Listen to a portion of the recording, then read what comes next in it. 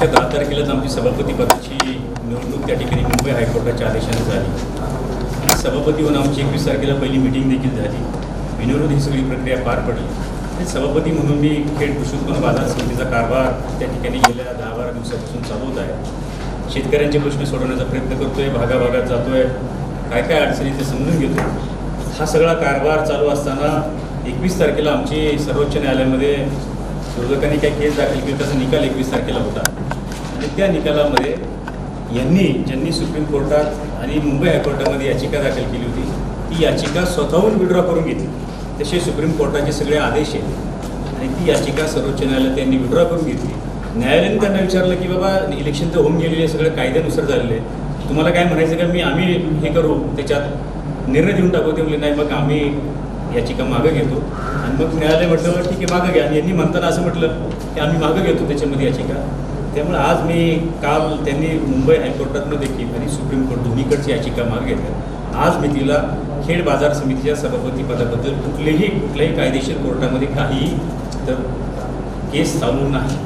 दोन्ही याचिका त्या ठिकाणी मागे घेतलेल्या आहेत. इतर आमचे वकील साहेब देखील त्या ठिकाणी आवर्जून झाले की सुप्रीम कोर्टाने दिलेले याचं उत्तर काय हे मराठीत देखील तुम्हाला देतो. आणि 2 दिवसापासून आज मी सगळ्या पोस्ट काही बघतोय की मी सभापती झालो, काही लोकप्रतिनिधी त्या ठिकाणी पोस्ट करतायत की माझाच माणूस सभापती. मला एवढं सांगायचं आहे की कायदा काय, हा देश संविधानावरती कायद्यावरती चालतो. आणि काही वर्ष लोकप्रतिनिधी राहिलेली माणसं ज्यांचं कॉलेज देखील स्वतःचं आहे, ही लोक जर सांगत असतील की कायदा काय, त्यांना जर कायदाच कळत असेल, कदाचित इंग्लिश त्यांना वाचता येत असेल, कदाचित अशी पण अडचण त्या ठिकाणी होऊ शकते. त्यामुळं कोर्टाने काय जजमेंट दिलं आहे आणि तुम्हीच विड्रॉ करताय केस आणि तुम्ही सांगता की सभापतीपदी यांची निवड झाली तेच कायम राहील. हे सगळं निवडणुकीच्या तोंडावरती धांदात खोटा आहे. निवडणुकीमध्ये त्यांची खालची वाळू सरकलेली आहे. त्याच्यामुळे त्यांना असं वाटतं की पब्लिकमध्ये काहीतरी गुमराह तयार करायचं, काहीतरी वातावरण तयार करायचं आणि ह्या वातावरणाचा निवडणुकीमध्ये गोबेल स्थिती कशी असते की काहीतरी गुमराह करायचं, काहीतरी नॅरेटिव्ह सेट करायचं आणि त्या नॅरेटिव्ह सेटचं मग पब्लिकमध्ये जाणार नाही. अरे सभापती तेच राहिले, सभापती हे, आणि तेवढ्यात निवडणूक आपली काढून घ्यायची. या तालुक्याची जनता सुज्ञ आहे की ज्यांनी अनेक वर्ष स्वतःला लोकप्रतिनिधी म्हणतात. मला तर प्रश्न पडतो की असा लोकप्रतिनिधी खऱ्या अर्थानं ज्याला कायदा काय, कायद्याची भाषा काय हे जर कळत नसेल तर अशा माणसाला खेड तालुक्याची जनतेने एवढे दिवस कसं निवडून दिलं, हा माझ्यासमोर खऱ्या अर्थानं प्रश्न आहे. आणि उद्याच्या काळात ते मंत्री व्हायला निघाले. अरे तुम्ही सर्वोच्च न्यायालयाचं लोकांच्या मध्ये नॅरेटिव्ह सेट करताय की चुकीची दिशाभूल त्या ठिकाणी करायचा प्रयत्न करतात. अशा पद्धतीने जर निवडणुकीमध्ये त्यांना खरं तर ही बाजार समितीची सत्ता त्यांच्याकडे गेली याचं प्रचंड मोठं शैल्य काय हे आज दिसून येते. राजकारणामध्ये लोकांनी पराभव देखील स्वीकारला पाहिजे, जय पराजय दोन्ही स्वीकारलं पाहिजेत. ती तुमची राजकारणातली परिपक्वता असते. पण आजची जर परिस्थिती बघितली, अरे बारीक पोरासारख्या आमचे सभापती तर बारीक पोरासारखे, मी सभापती झालो, मी अरे किती वेळा काय.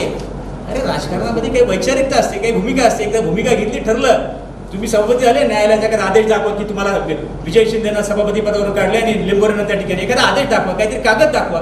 पण काय नाही, मी झालं, मी उद्या म्हणे मी देशाचा पंतप्रधान झालो, याला काय अर्थ आहे.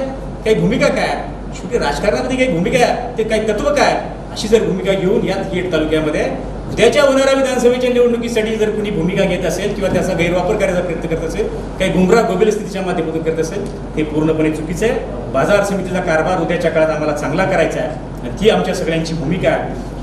आम्हाला कोर्टाने त्या ठिकाणी न्याय दिला आहे.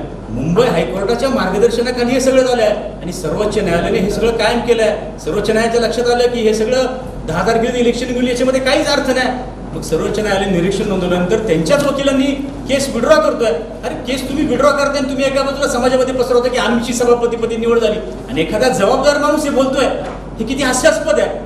याच्यावर तुमची बौद्धिक क्षमता काय, तुमचं राजकारणाची परिपक्वता काय, याचा अर्थ तुम्हाला हा पराभव सहन त्या ठिकाणी झालेला दिसत नाही. एका YouTube चॅनलला त्या ठिकाणी बातमी दाखवली, आम्ही ती बातमी देखील लोड आमच्याकडे करून ठेवली आहे. त्यांनी नंतर ती त्यांच्या लक्षात आलं की अरे कायदेशीर प्रक्रिया आहे, त्यांचा काहीतरी गैरसमज झाला, त्यांनी ती बातमी देखील डिलीट केली. ही बातमी आहे ना, ही डिलीट केली त्यांनी नंतर का की बाबा अरे काहीतरी त्यांचाच देखील गैरसमज झाला. शेवटी न्यायालयाचा अवमान आहे. अरे न्यायालय काय सांगते, न्यायालयाची भूमिका काय, या सगळ्या याच्यामध्ये मला तुम्हाला सांगायचं आहे की अशा पद्धतीने जर निवडणूक डोळ्यासमोर ठेवून कुणी जर चुकीच्या गोष्टी करत असेल तर ही बाजार समिती देखील बदनामी आहे. आणि अशा पद्धत तुम्ही करू नका ना. हे कायद्याचं राज्य आहे. कायद्याने काय तुमची भूमिका आहे? तुम्ही न्यायालयात म्हणता, अजून दुसऱ्या कुठल्या न्यायालयात जा. आज मी त्याला बाजार समितीच्या सभापतीबद्दल कुठलीही कायदेशीर प्रक्रिया नाही, कुठलीही केस त्या ठिकाणी चालू नाही.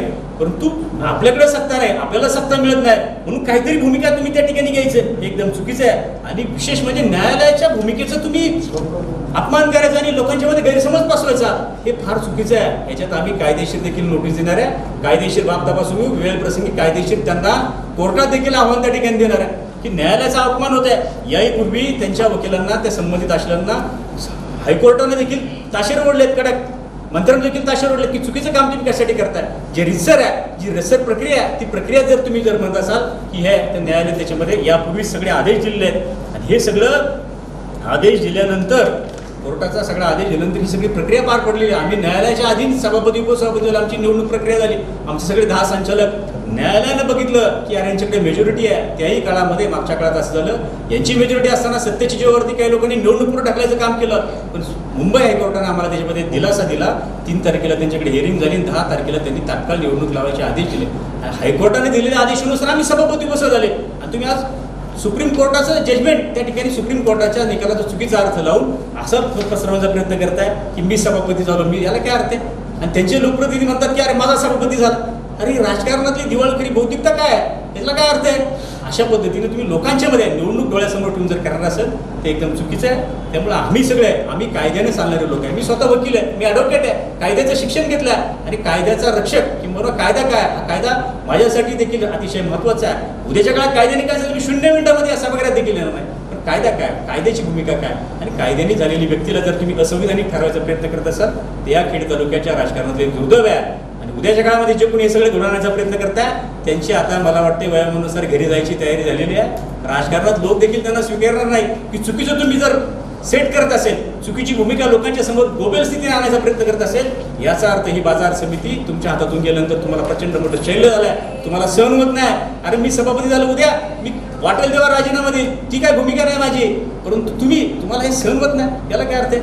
ही जी भूमिका आहे आज तुमच्या सगळ्या पत्रकार माध्यमांच्या माध्यमातून मला तालुक्याच्या जनतेला सांगायचं आहे की कायद्याने झालेला हा सभापती आहे. हा सगळा कारभार उद्याच्या काळात आम्हाला चांगलं करायचं आहे. आणि मागच्या काळातला जर कारभार बघायला गेलो हे सगळं काढून आणलं मी.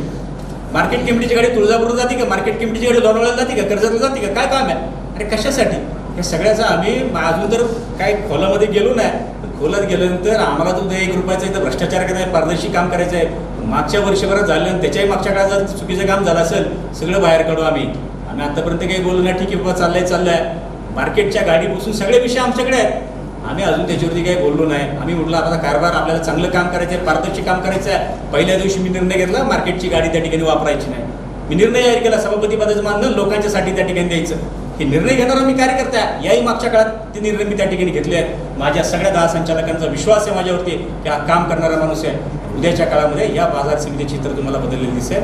शेतकऱ्यांच्यासाठी सगळ्या सोयीसुविधा आम्ही या बाजार समितीमध्ये करणार आहे. जे झालं ते भविष्यामध्ये करणार आहे. परंतु चांगलं काम जे चाललं आहे याला कुठेतरी पब्लिकमध्ये काहीतरी परस्पेक्शन निर्माण करायचं, ती भूमिका काही लोकप्रतिनिधी आणि काही कार्यकर्ते जे संचालक आहेत, विद्यमान संचालक आहेत, माजी सभापती आहेत, ते करायचा प्रयत्न करतात. हे एकदम चुकीचं आहे. या निमित्तानं तालुक्याच्या जनतेला मला हे सांगायचं आहे की विधानसभेच्या निवडणुकीच्या तोंडावरती काही लोक स्टंटबाजी करायचा प्रयत्न करतात. याच्यामध्ये कुठलंही तथ्य नाही. कायदेशीर बाब आम्ही सगळ्या तपासून घेणार आहे आणि उद्या देखील कायदेशीर बाबीमध्ये काही गोष्टी आढळल्या तर निश्चितपणे आम्ही कारवाईसाठी देखील त्या ठिकाणी पुढे जाणार आहे. ही आमच्या सगळ्यांची भूमिका आहे. आमचे वकील साहेब सांगतील अरे कायदा काय, हा देश कायद्यावर चालतो. वकील साहेब काय ह्या सुप्रीम कोर्टाने जे जजमेंट दिलंय तर काय ही केस आहे तुम्ही त्यांना सांगा. आता ही जी ज्या ऑर्डरचा त्या लोकप्रतिनिधींनी जो संदर्भ दिलाय तर ह्या ऑर्डरचा नेमका अर्थ काय, जो इंग्रजीमध्ये आहे तो म्हणजे शब्दशः मराठीमध्ये नेमका त्याचा काय अर्थ होतो, काय सांगा. आता आपल्या सर्वांना माहिती आहे की बाजार समितीची निवडणूक जी आहे ती माननीय मुंबई उच्च न्यायालयाच्या आदेशाप्रमाणे झाली. 10 तारखेला ही निवडणूक झाली आणि ही निवडणूक होण्यापूर्वी आणि उच्च न्यायालयाने आदेश पारित केल्यानंतर माननीय मुंबई उच्च न्यायालयाचा आदेश यांनी सर्वोच्च न्यायालयात विशेष अनुमती याचिका स्पेशल लीव्ह पिटिशन नंबर 23/762/2024 दाखल करून आव्हानित केलेला होता. आता तो आव्हानित केल्यानंतर त्यांची अर्जंट मागणी अशी होती की 10/10/24ला जी निवडणूक आहे ती ज्या आदेशाने ठेवण्यात आली तो आदेश स्थगित करावा अशी त्यांची मागणी होती. परंतु ती मागणी काही त्यांची मान्य झाली नाही आणि वेळेत त्यांना सर्वोच्च न्यायालयाकडून कुठलाही स्थगिती आदेश न मिळाल्यानं निवडणूक ही पार पडली आणि त्यानुसार सभापती पदाची निवडणूक झाली. त्यानंतर जी सुनावणी झाली 21/10/2024 रोजी सुनावणी झाली.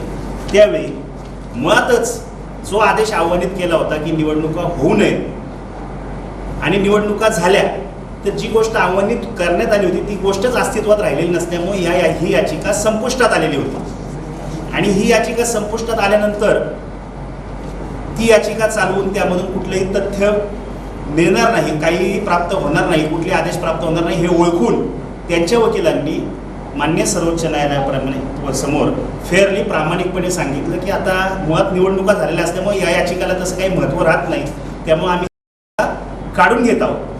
इथपर्यंत ठीक आहे.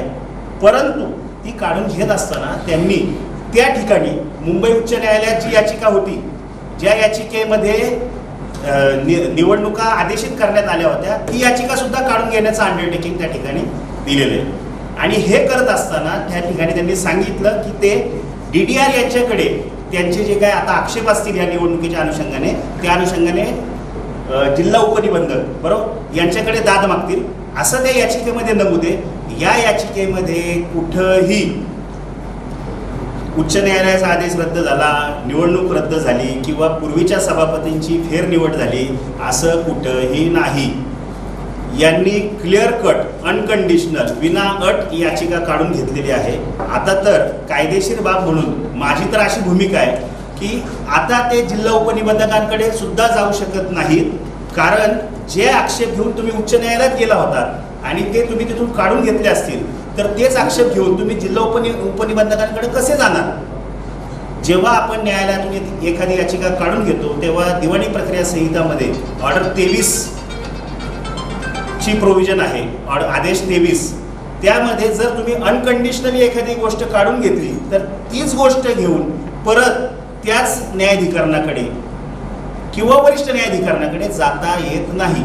आता जर तुम्ही सर्वोच्च न्यायालयाची आणि मुंबई उच्च न्यायालयाची याचिका अनकंडिशनली काढली असेल तर तुम्हाला JDR कडे कोणत्या अधिकारात जाता येईल हे अगोदर ते जर DDR कडे गेले तर त्यांना ते सांगावं लागेल. मुद्दा क्रमांक 1. मुद्दा क्रमांक 2, ते उद्या समजा DDR साहेबांकडे गेले आक्षेप घेऊन तर जे आक्षेप ते DDR साहेबांकडे उपस्थित आहेत ते आक्षेप त्यांनी उच्च न्यायालयासमोर सर्वोच्च न्यायालयासमोर आक्षेपित केलेले असताना तिथून विनाट काढून घेतलेले असताना कुठल्या तोंडानं DDR साहेब त्यांचे आक्षेप एंटरटेन करतील ही एक महत्त्वाची गोष्ट आहे. आणि तिसरी गोष्ट, ज्या बातम्या प्रसिद्ध झाल्या, जी काही प्रेस कॉन्फरन्स झाली त्या प्रेस कॉन्फरन्सच्या अनुषंगाने आज रोजी कुठल्याही न्यायालयाचा यांना पुनर्स्थापित केलं किंवा यांची निवड रद्द केली असा कुठलाही आदेश अस्तित्वात नाही. आज रोजी माझ्या माहितीप्रमाणे कुठल्याही न्यायालयासमोर कुठलीही याचिका न्यायप्रविष्ट नाही. आता राहिला प्रश्न DDR साहेबांचा. DDR साहेबांकडे ते जाणार आणि DDR साहेब त्यांच्या बाजूने निर्णय देणार असं गृहीत धरून की काय ह्या काय बातम्या पसरवल्यात किंवा ह्या ज्या प्रेस कॉन्फरन्स केली गेली असं काहीतरी दिसतंय. त्याही पार्श्वभूमीवर मी सांगतो की कुठल्याही न्यायालयात गेल्यानंतर जगाच्या पाठीवर कुठले असं न्यायालय नाही की त्यामध्ये विरोधी पार्टीला नोटीस न काढता निर्णय देण्याची तरतूद आहे. आज अखेरपर्यंत यांना DDR साहेबांकडून कुठलीही नोटीस आलेली नाही आणि यदाकदाचित जर त्यांना आता ते म्हणतायत तसा जर आदेश असेल तर तो फक्त DDR साहेबांचा असू शकतो आणि आज रोजीपर्यंत कुणाच्याही माहितीत किंवा पाहण्यात तसा आदेश नाही. अशी एकंदरीत यामध्ये कायदेशीर परिस्थिती आहे. बरं, आता तुम्ही म्हणताय की एकही याचिका नाही. तुम्ही जी याचिका जी केलेली होती ती आहेच का अजून कोर्टामध्ये? नाही, तिथं आम्ही कोर्टात निकाल काढले ना. अच्छा, तुमच्या बाजूने निकाल निकाली इलेक्शन लावण्यासाठी म्हणजे आता एकही नाही. एकही याचिका नाही. अच्छा, त्याच्यामध्ये काहीच नाही. जे पद रिक्त होतं त्यासाठी जो इथं पदांनी जो इलेक्शन हे केलं होतं ना त्यासाठी आम्ही त्याच्यामध्ये एकच गोष्ट महत्वाची आहे. DDR कडे सुद्धा जाऊ शकत नाही कारण DDR ने मुंबई हायकोर्टात त्याचे ॲफिडेव्हिट दिले की हा राजीनामा मीच मंजूर केला आणि कायदेशीर केला आहे. मग आज ते असं म्हणू शकत नाही की मी केला नाही तर काहीच अर्थ नाही. हा मुद्दा फार नोटेड आहे. सभापतींनी त्याच्यामध्ये म्हटलं की मी सही केलेलं नाही तिथे चालू आहे नाही, काहीच नाही त्याच्यामध्ये काहीच केस नाही. नाही, तो गेला विषय. तो सही केलेली नाही, सही त्याचं केलेली म्हणणं नाही आहे. असं त्यांचं जर म्हणणं होतं आहे. ना, त्याच्यामध्ये त्यांचं जे म्हणणं आहे त्यांची सही केली नाही केली केलेली सही खरी आहे ती खोटी आहे, तो ट्रायलचा विषय, तो केस चालल्यानंतरचा विषय. त्या संदर्भात ते जर योग्य न्यायाधिकरणासमोर गेले, आता मुळात तुम्ही माझी सही खोटी आहे असं म्हणून तुम्ही उच्च न्यायालयात गेला होता, ती याचिका तुम्ही विनाट काढून घेतली. आता परत एकदा तुम्हाला DDR कडे जाऊन त्या ठिकाणी माझी सही खोटी आहे असा आक्षेप उपस्थित करता येईल का? आणि आक्षेप जरी उपस्थित केला तरी DDR हे हँडरायटिंग एक्सपर्ट नसतात. बरोबर ते त्या ठिकाणी त्यांची सही खरी आहे का खोटी आहे हा हँडरायटिंग एक्सपर्टच्या कार्यक्षेत्रातला विषय. त्यामुळे ही बाब योग्य त्या सक्षम न्यायालयाकडे किंवा सक्षम तपासणी अधिकाऱ्यांकडे गेल्याशिवाय यामध्ये कुठलंही तथ्य उरणार नाही. या ठिकाणी फक्त निवडणुकीच्या उद्देशातून हे सगळं चालतं.